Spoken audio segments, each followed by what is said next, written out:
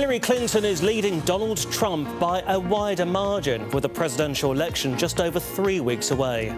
A Monmouth University poll finds Secretary Clinton leading Trump at 50% to 38% among likely US voters. President Obama has congratulated Donald Trump on his stunning victory in yesterday's presidential election and has invited him to the White House tomorrow.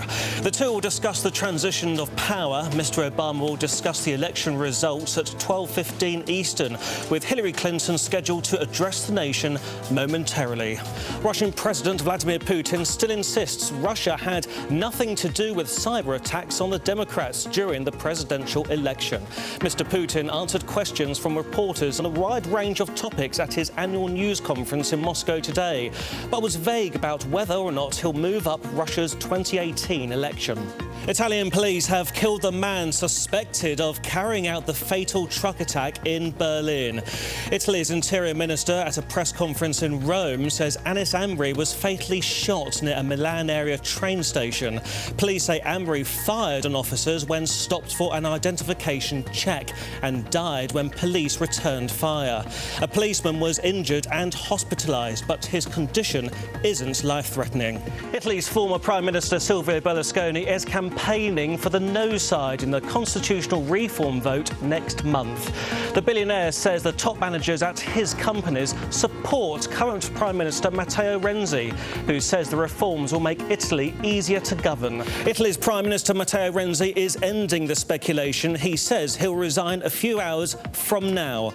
On Sunday, Renzi said he would quit after voters overwhelmingly rejected a constitutional reform referendum. Italy's president asked Renzi to stay in office until Senate passed the budget. That took place earlier today. In northern Mozambique, a fuel tanker exploded as residents gathered around to purchase fuel from the driver, killing at least 73 people. One report said badly burnt people had tried to run into a nearby river. At least 110 others were injured. A plane belonging to Pakistan's national carrier crashed with 48 people on board. Police and an airline spokesman said apparently all were killed. Officials say the plane crashed in a village near the town of Havilan, about 45 miles northwest from the capital, Islamabad. A special election here in London was supposed to focus on expansion at Heathrow Airport. Instead, it's become the first electoral test of how Prime Minister Theresa May is handling Brexit. Conservative lawmaker Zac Goldsmith, who quit May's party to run as an independent, supports leaving the EU. Sarah Olney, a Liberal Democrat who is his main challenger in the by-election, wants another Brexit referendum. The vote takes place next week. Iraqi troops have made more gains in their attempts to oust Islamic State forces from the city of Mosul. According to a senior Iraqi commander, his troops drove militants out of 3 neighbourhoods as they headed towards the city centre. The slow street-to-street battle is now in its 6th week.